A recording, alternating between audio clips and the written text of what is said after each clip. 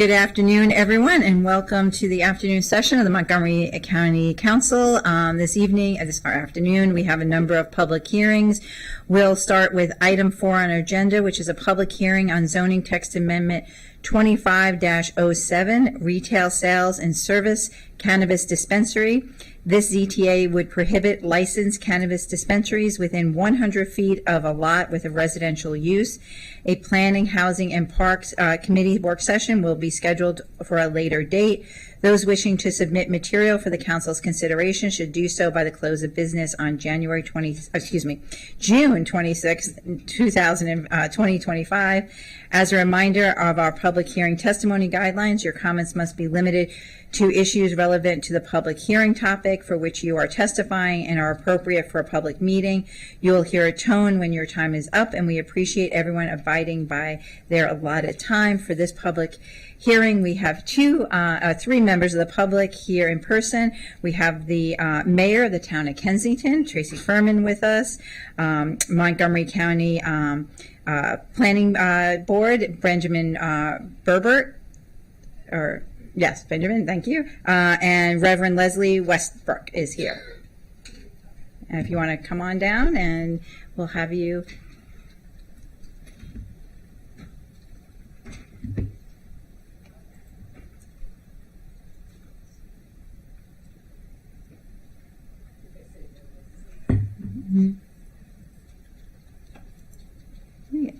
And one of our colleagues, Councilmember Lukey, is watching virtually our public hearing today.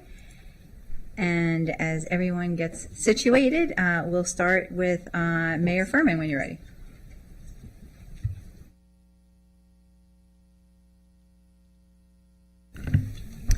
It's not always the best to be first.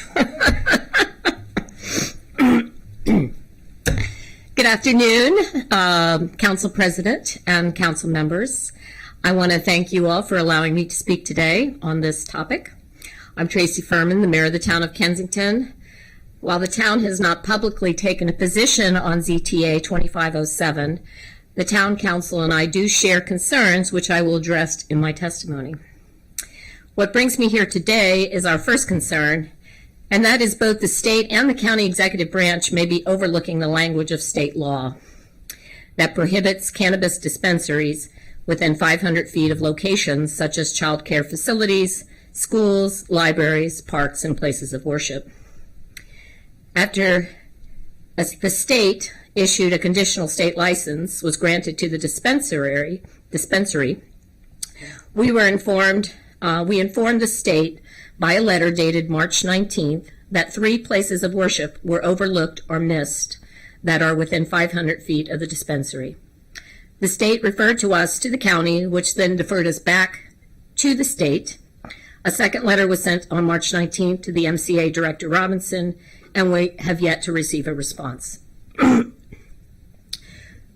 We would have expected non-traditional churches of different cultures would receive the same respect and classifications as traditional brick and mortar churches receive as sensitive locations. But by not acknowledging the churches, it leaves open the possibility for cannabis dispensaries to abut residential properties where children may be present.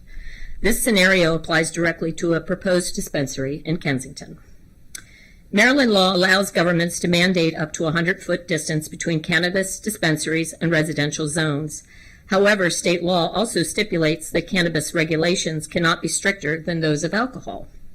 Without time to review or the expertise to fully understand Montgomery County alcohol licensing requirements, our first question is, how will a ZTA impact future restaurants seeking on and off liquor licenses if they are within 100 feet of residential properties? Kensington has many restaurants located less than 100 feet from single and multifamily homes. Assuming existing businesses would be grandfathered in, we must consider how this affects prospective new applicants applying for an alcohol license specifically for restaurants. Would the county consider amending the ZTA to apply to abutting residential properties or reducing the 100-foot required to 50 feet? As Kensington does not have independent zoning authority, we rely on the county council to address these issues without affecting our current restaurant licensing system. We do support a reasonable buffer to preserve neighborhood character and quality of life aiming to keep adult-only activities separate from children's playgrounds. We want to thank Council members Albornoz and Katz for seeking to address these concerns with the proposed ZTA. Thank you for the invitation to come and speak today. Thank you. Mr. Burke? Thank you, Council President, members of the Council. My name is Benjamin Burbert, and I'm here representing the opinion of the Montgomery County Planning Board today. During the Planning Board's hearing, there was two major recommendations that came out. The first is a way to probably simplify the ZTA. Right now, the way it's been structured is to create limited use for all retail, because we're trying to still treat a cannabis dispensary as a general retail use. However, the code's already been amended at least once to create special retail uses for sensitive uses such as vape shops. And so this might want to be an example in this ZTA to not have to rewrite the entire retail section of code and instead just create a new use for the cannabis dispensary. The other major recommendation the planning board had was really not a judgment call, but just is the council considering that right now as it's worded that this has to be within 100 or has to be at least 100 feet from a property improved with a residential use. That is almost everywhere in the county, and so this would create a near prohibition on the location of new uses, particularly since retail now, pretty much the zones that allow it are mixed-use zones, and we're trying to encourage more housing everywhere.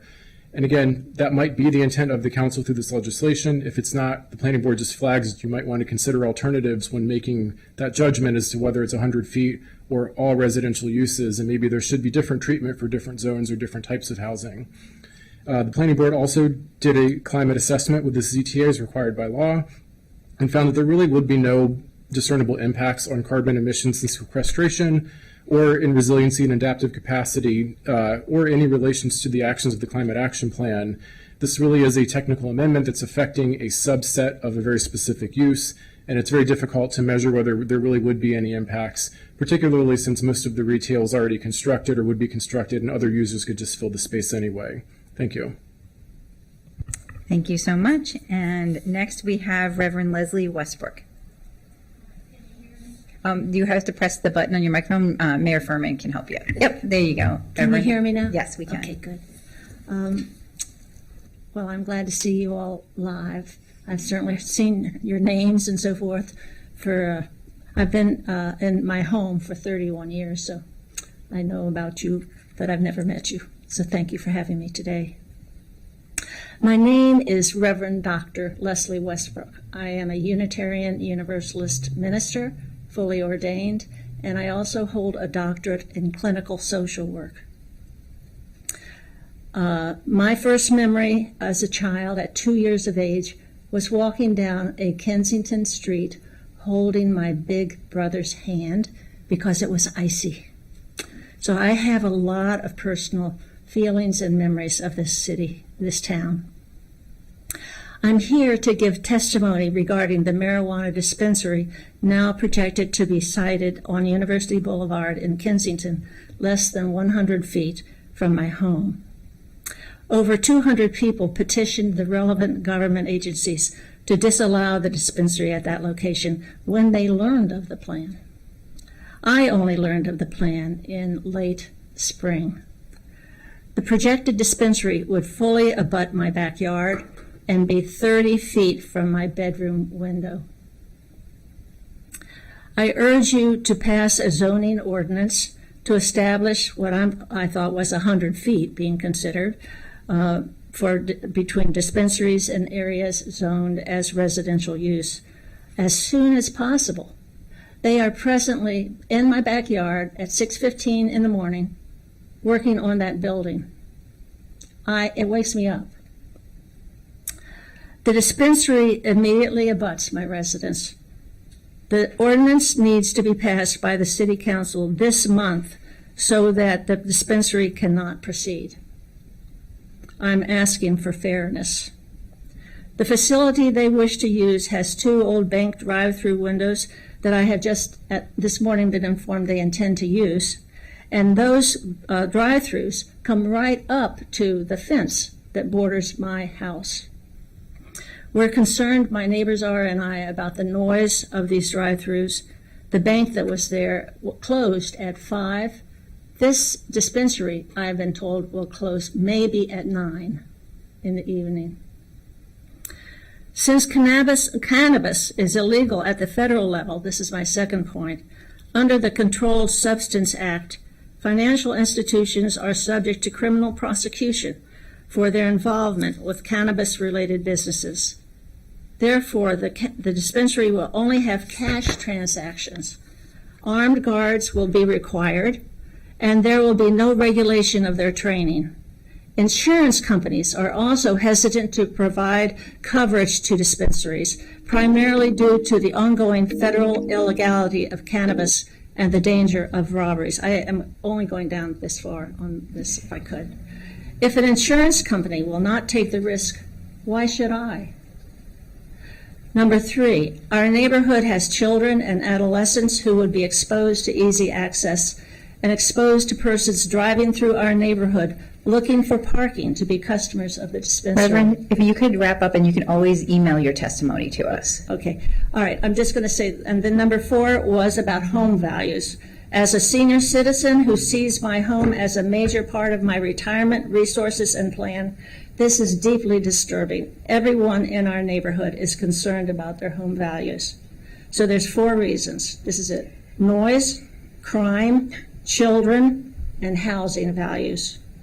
Thank you. Thank you very much. Thank you, everyone, for their testimony today on this bill. This public hearing is now closed. Thank you. Item 5 is a public hearing and action on expedited bill 14-25, Special Capital Improvement Projects, Clarksburg Library. This bill will authorize the planning, design, and construction of the Clarksburg Library project in the Clarksburg and vicinity area. Council action is scheduled immediately following this hearing. There are no registered speakers for this hearing. The public hearing is now closed. We will now move to the action portion of the item. This is a continuation of our legislative session. Do I have a motion to approve expedited bill 14-25? Councilmember Balcom moved. Council Vice President Juando seconded. This is a roll call vote. Madam Clerk, will you please call the roll? Councilmember Lukey? Councilmember Lukey is absent. Councilmember Mink? Yes. Councilmember Mink votes yes. Councilmember Sales? Councilmember Sales is absent. Councilmember Friesen? Yes. Councilmember Friesen votes yes. Councilmember Glass? Yes. Councilmember Glass votes yes. Councilmember Katz? Yes. Councilmember Katz votes yes. Councilmember Albornoz? Yes. Councilmember Albornoz votes yes. Councilmember Fanny Gonzalez? Yes. Councilmember Fanny Gonzalez votes yes. Councilmember Balcom? Councilmember Balcom? Yes. Councilmember Balcom votes yes. Councilmember Juando? Yes. Councilmember Juando votes yes. Councilmember Stewart? Yes. Councilmember Stewart votes yes. I don't know, maybe having second thoughts? I just want to note that we have 2 council members who unfortunately couldn't be here in person, but they are watching virtually, but unable to vote on that item. Our next item we now have is item 6 is a public hearing and action on expedited bill 15-25, Special Capital Improvements Projects, New Organics Processing Facility. This bill will authorize the planning, design, and construction of the new organics processing facility project in the Little Monocacy Basin, Dickerson, Barnesville area. Council action is scheduled immediately following this hearing. As a reminder of our public hearing testimony guidelines, your comments must be limited to issues relevant to the public hearing topic for which you are testifying and are appropriate for a public hearing, public meeting. You will hear a tone when your time is up, and we appreciate everyone abiding by their allotted time. This public hearing is now closed. We will now move on to the action portion of this item. This is a continuation of our legislative session. Is there Oh, sorry. We do have speakers. My apologies. We do have 4 speakers. I was thinking I wanted to turn to Councilmember Lukey before going to the speakers and seeing if she wanted to be recorded on the vote before that. Yes. My brain was moving way too fast. Yes and a yes. Yes. If the clerk could record her vote for the prior action, I'd appreciate that. And my apologies, we do have speakers for this item. We have 1 speaker in person, Karina Gupta.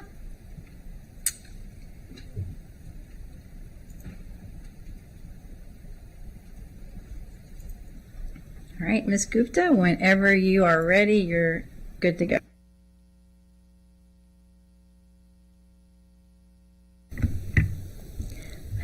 Good afternoon, council members. My name is Karina Gupta, and I am in 11th grade at Poolesville High School, representing Compostology, which is a 501c3 nonprofit that reduces the amount of food waste sent to incinerators through school food recovery and composting programs.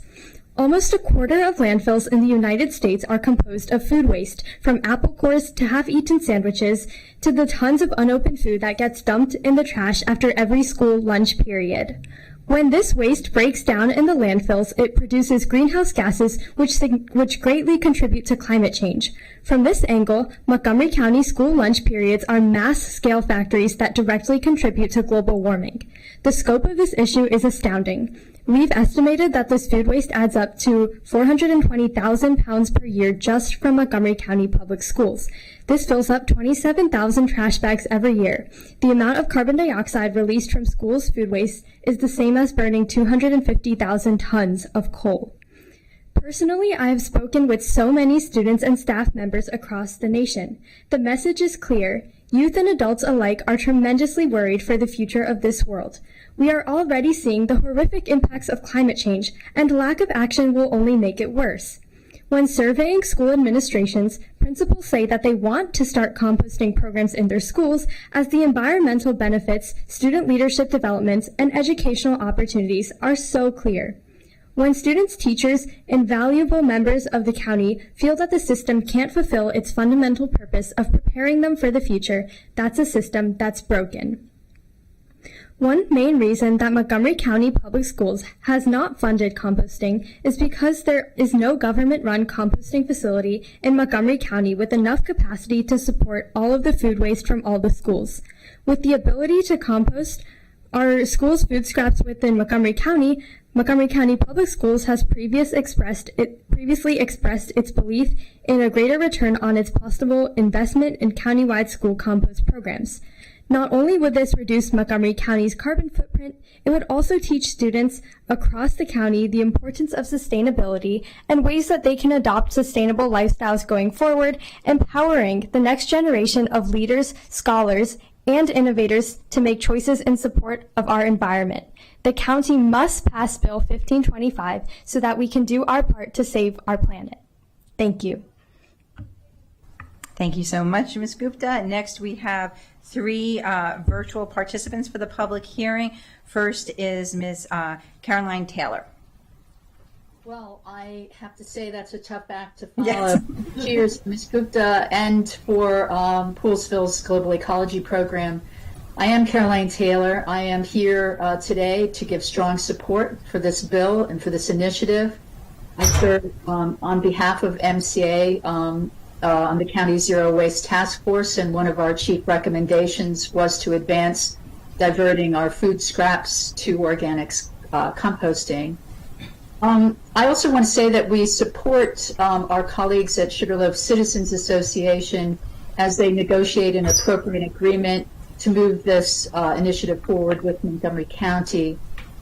So here we are, rather than consuming and wasting, as our species often does, we're creating a product from what would have been waste that will add essential elements to soil: nitrogen, potassium, phosphorus, calcium, magnesium, zinc, just to name a few, enhancing water retention of soil, prompting microbial action, balancing soil pH. Nutrients are slow released, and they reduce the risk of nutrient runoff and pollution in our waterways. I have a few other recommendations to make for you all, and one of them is to make this product easily available to our farmers and affordable. This can only help them gravitate away from the inputs of synthetic fertilizers. Also, as was the case years and years ago with our recycling program, robust public outreach is going to be needed. And finally, and because we have such success here at our home kitchen and garden, our on-site composting, and I know there's been some studies started in 2022 of enclosed on-site composting.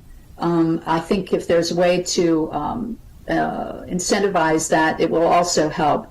And so with that, and with about a minute left, I thank you, and I hope that you all will move this forward. Thank you so much. Thank you very much. Appreciate your testimony today. Next, we have Jennifer Kunz. Hello, my name is Jennifer Kunze. I'm the Maryland Organizing Director with Clean Water Action, here today to support this item and urge you to move forward quickly with food waste diversion. This is a really important part of climate action for local governments. It's diverting waste from landfills and incinerators is one of the most powerful things that are in local government's purview to act on climate change.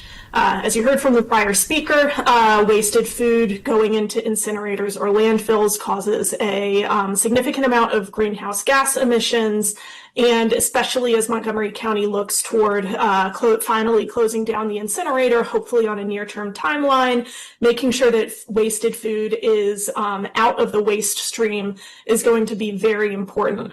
Wasted food causes 58% of methane emissions from municipal solid waste landfills, and landfills contribute about 17% of Maryland's methane emissions on the whole. So this is a really significant action item. And in it's also one where local governments really, across Maryland, really need to make a lot of progress. In Maryland, only about 15% of all food waste gets recycled via composting and other methods. There's also a big opportunity for action here because of state laws that have passed in the last couple of years.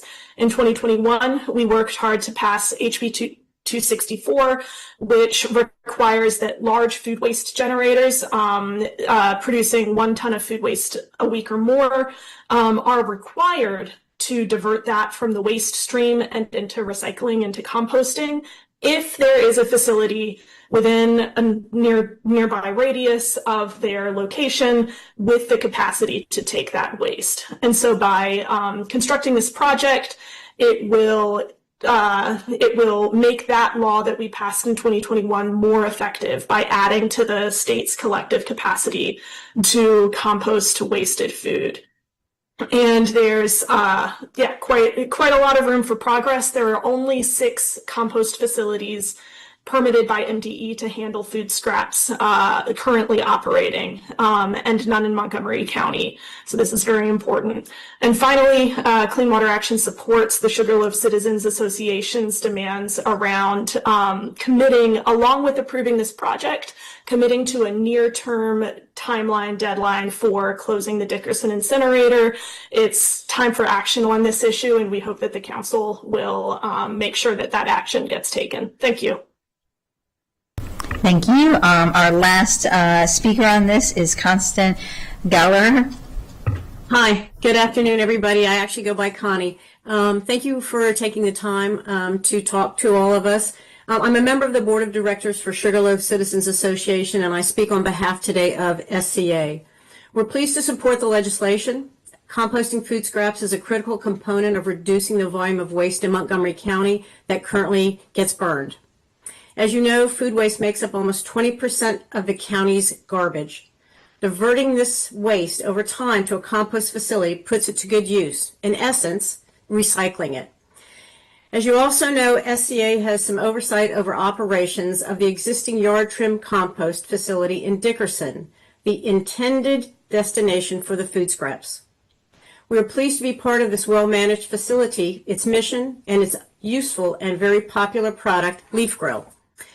Over a year now, SCA has been in discussions with the county officials about the expansion of the facility to accept and integrate food scraps. The conversation continues today in the context of the county's broader plans to overhaul its waste management systems. As we have testified to the council, we stand ready to negotiate with county officials on the issues that surround the facility's expansion. We share the county's goals but have concerns about the impact on the local community and indeed all county residents. We look forward to seeing the full details of the plans for the compost facility's expansion. As of today, we have yet to see even preliminary plans. This bill, of course, would kickstart the county's deeper dive into how the expansion will occur, what the timeline would be, and what the equipment and processes will be. As the County Council knows, SCA advocates for a new waste management system that will result in shuttering the county's polluting and aging incinerator as soon as possible. We've asked the county leadership and DEP officials to work toward that goal. As one aspect of our discussions with DEP and the county executive's office, we have requested that the county make a public commitment to close the incinerator by a date that the county sets, based on the evolving waste management overhaul plans. We look forward to our continuing dialogue with you, the county executive's office, DEP, to resolve these issues for the benefit of all of our county residents. We really do appreciate your time today and look forward to continuing to work with you. Thank you for your time. Thank you very much. Those are all the folks we have today to testify, so this public hearing is now closed. We will now move on to the action portion of this item. This is a continuation of our legislative session. Is there a motion to approve expedited bill 15-25? Councilmember Falcon moved. Councilmember, was that Sales? Yes. Seconded. This is a roll call vote. Madam Clerk, please call the roll. Councilmember Lukey? Yes. Councilmember Lukey votes yes. Councilmember Mink? Yes. Councilmember Mink votes yes. Councilmember Sales? Yes. Councilmember Sales votes yes. Councilmember Friesen? Yes. Councilmember Friesen votes yes. Councilmember Glass? Yes. Councilmember Glass votes yes. Councilmember Katz? Yes. Councilmember Katz votes yes. Councilmember Albanos? Yes. Councilmember Albanos votes yes. Councilmember Fanny Gonzalez? Yes. Councilmember Fanny Gonzalez votes yes. Councilmember Balcom? Yes. Councilmember Balcom votes yes. Councilmember Jawando? Yes. Councilmember Jawando votes yes. Councilmember Stewart? Yes. Councilmember Stewart votes yes. Great. And I know Councilmember Sales was virtual before and unable to vote on the earlier item. Would you like to record your vote? Yes, I would like to confirm my vote in the affirmative to support the library. Okay. Is that good? Thank you. Awesome. Thank you so much. That ends our public hearings for this afternoon. I want to thank everyone who was able to participate in person and virtually, and to thank our clerk's office and all our staff for helping this afternoon. With that, we are adjourned for today, and we'll see you next week. Thank you, everyone. Friends can have matching bracelets and collars, a fun way to showcase their bond. So that the connection